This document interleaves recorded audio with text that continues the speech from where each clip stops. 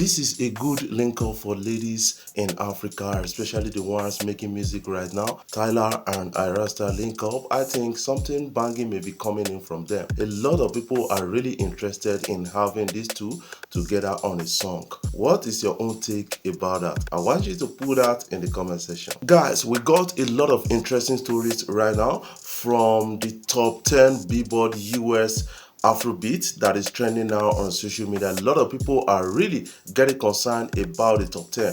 We still got songs like over 4 years on that particular list, and on top 10 we still got songs like over a year or 2 years plus on that list, like Rema's Countdown, which is now number 2 on that list. That is a big one for Rema and a big win for Maven Record. A lot of people are really commending the likes of Don Jazzy for good management structure he has put in place for his artists out there, and also say that Rema is a very talented artist, and some people are casting that on the influence of Selena Gomez to an extent. And we still got Tyla on number 1.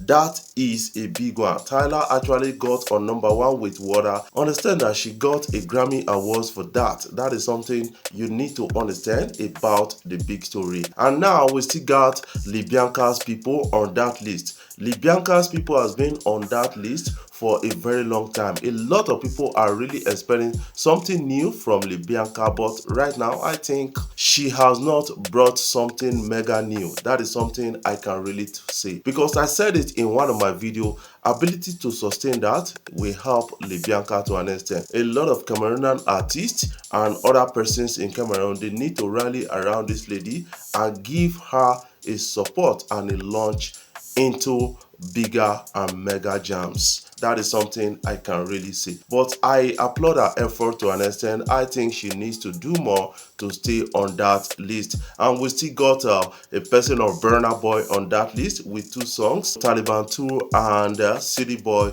They are on the list, and that is a big win for Burna Boy also. This list has actually highlighted the strength of a lot of artists. A lot of Nigerian artists dominated the list. The likes of Thames, the likes of Burna Boy, the likes of Rema, and a lot of others are dominating that list. And a lot of people are saying that shows that Afrobeat is working. But right now, we got a lot of stories about Afrobeat. Some people are not really interested in being bossed to a corner with Afrobeat, and some people are saying that let us be comfortable with that. I got that story coming in from Bankulli, who said, you know what, if it's sure for you, make you go compete with the likes of Chris Brown and don't be bossed with Afrobeat. But the way he said it, that means that yes, this guy really wants a lot of African artists or Nigerian artists to be comfortable with Afrobeat to an extent. But I think Afrobeat is Afrobeat. You know, Afro R&B, there's nothing like Afro R&B. You either compete in R&B world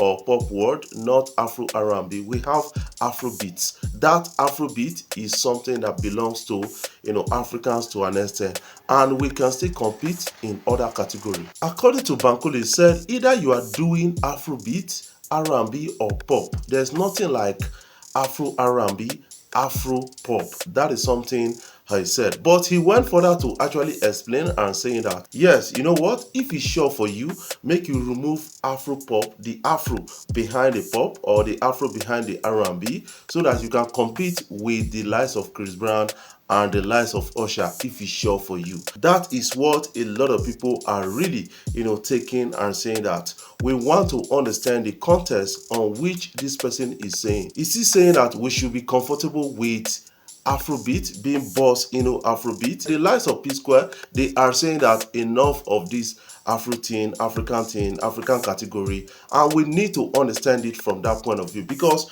though it's paying off right now, being bossed to a corner, what of the long run? On the long run, I think it's not going to pay off. It's better they fight for other categories right now. That is what I believe. And the likes of Wizkid has come out to say, you know what, I'm not an Afrobeat artist alone, because I do R&B, I do pop, I do a lot of sounds. Why would you boss me into, you know, Afrobeat? That is what a lot of persons are really saying. Enough of African categories. don't pass that level. Enough of African categories. In every award. Put us in every say we could take them. Enough of African category, and the nominees on the African categories are no more council now. Should be included anywhere. Song of the year, artist of the year, male artist of the year will belong there. Nothing like because remember that we get them now.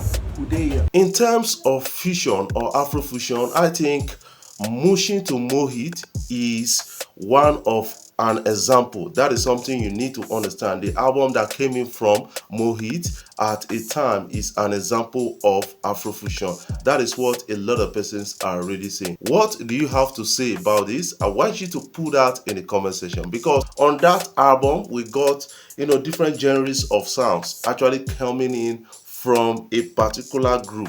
That is a big win for that industry at that time, and we cannot really underplay the contribution of Don Jazzy, the likes of the Bunch, and a lot of others in the music industry. That is something I will say that we should not downplay, because a lot of these persons actually contributed to the Afrobeats we see right here. Do you quite agree with this person on this particular comment? I want you to put that in the comment section. Tyla is dropping album today. A lot of her fans are really waiting for the album to drop anytime soon. I think we have to give her the support at a time like this, because she is our own. She's an African artist who has gone there to actually win for Africa to an extent. Winning a Grammy is a big one and a big achievement. She has proven herself over time, but a lot of people are saying, what about longevity? Because you cannot just judge somebody based on one album alone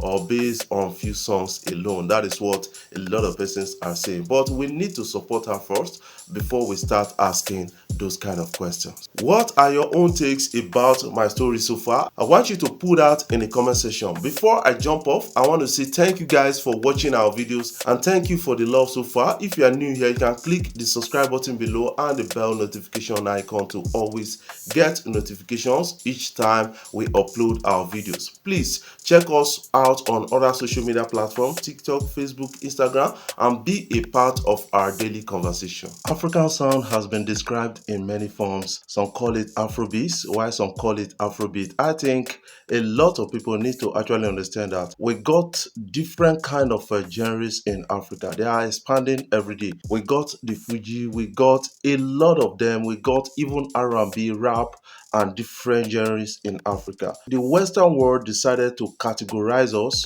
boss us into Afrobeats and Afrobeat, and a lot of people are not really comfortable with that. The likes of Wizkid is coming out to speak against this, and a lot of us are really dragging out Wizkid for speaking up for us. Remember the case of BET, where they have to award people from Africa behind BET, not at the main event.